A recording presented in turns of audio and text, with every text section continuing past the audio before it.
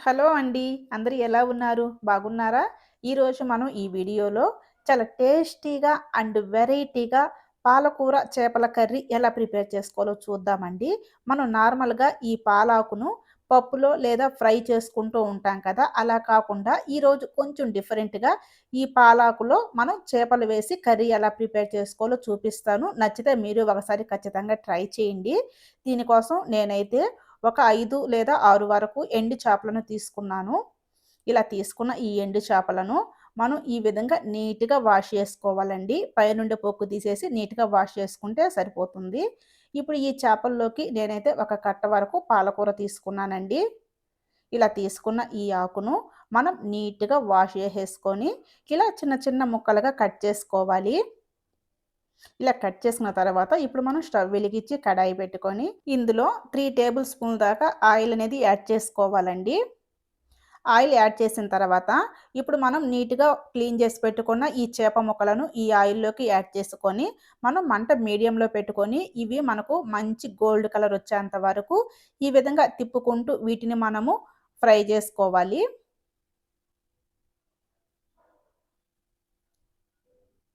ఇవి ఫ్రై అయ్యేంత వరకు మనం వీటిని ఇలా తిప్పుకుంటూ ఫ్రై చేసుకోవాలి.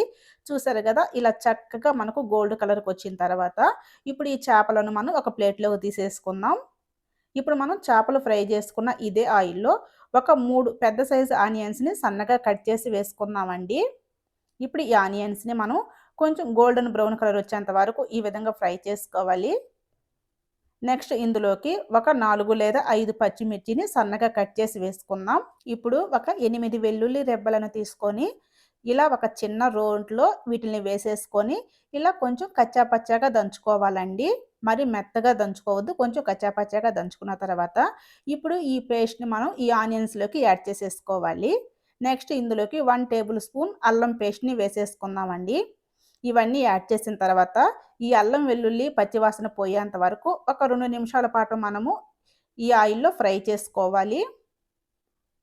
చూసారు కదా! ఆనియన్స్ మనకు ఈ విధంగా బ్రౌన్ కలర్‌కొచ్చిన తర్వాత, ఇప్పుడు ఇందులోకి మనం సన్నగా తరిగి పెట్టుకున్న ఈ పాలాకును వేసేసుకోవాలి.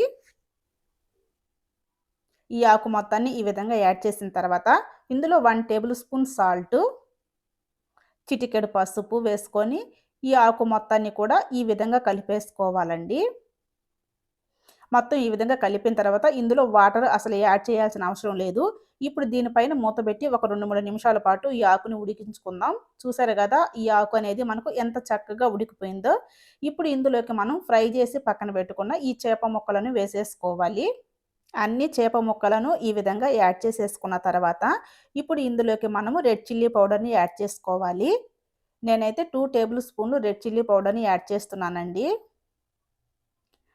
ఇప్పుడు రెడ్ చిల్లీ పౌడర్ యాడ్ చేసిన తర్వాత, ఈ చేప ముక్కలు ఇరిగిపోకుండా మనం చిన్నగా ఈ విధంగా కలుపుకోవాలి ఈ కర్రీ మొత్తాన్ని. ఇలా కలిపిన తర్వాత కర్రీలోకి నాకు కొంచెం గ్రేవీ కావాలి కాబట్టి నేనైతే ఒక టీ గ్లాస్ వాటర్ యాడ్ చేస్తున్నాను. మీకు గ్రేవీ వద్దు ఇలానే కావాలి అనుకుంటే వాటర్ అసలు యాడ్ చేయకండి.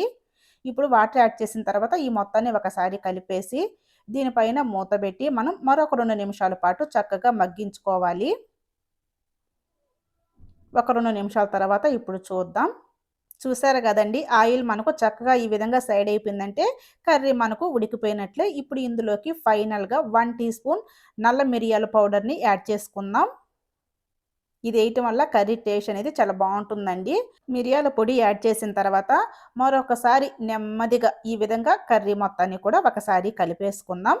చూసారు గదండీ! ఈ చేప ముక్కలకి మసాలా ఎంత చక్కగా పట్టిందో. ఈ విధంగా కలిపేసుకున్న తర్వాత ఇప్పుడు మనం స్టవ్ అయితే ఆపేసుకుందాం. స్టవ్ ఆపేసుకున్న తర్వాత ఇప్పుడు మనం ఒక సర్వింగ్ బౌల్ తీసుకొని ఈ కర్రీ మొత్తాన్ని కూడా ఈ సర్వింగ్ బౌల్‌లోకి తీసేసుకుందామండి. ఇలా తీసుకున్న తర్వాత ఇప్పుడు ఈ కర్రీని మనం వేడి వేడి రైస్‌లోకి సర్వ్ చేసుకొని తిన్నారు అంటే దీని టేస్ట్ అయితే అద్దిరిపోతుందండి. చూసారు కదా! ఎంతో టేస్టీగా ఉండే పాలాకు చేపల కర్రీ ఎలా ప్రిపేర్ చేసుకోవాలో. ఇంకెందుకు లేటు మీరు ఒకసారి ఖచ్చితంగా ట్రై చేయండి. ట్రై చేసి ఎలా వచ్చింది అనేది మాత్రం ఖచ్చితంగా కామెంట్ చేయండి. అంతేకాకుండా మీరు గనక ఫస్ట్ టైమ్ ఈ వీడియో చూస్తున్నట్లయితే ఒక చిన్న లైక్ ఇచ్చేసి అలానే మన ఛానెల్ కూడా తప్పకుండా సబ్స్క్రైబ్ చేసుకోండి. Thank you.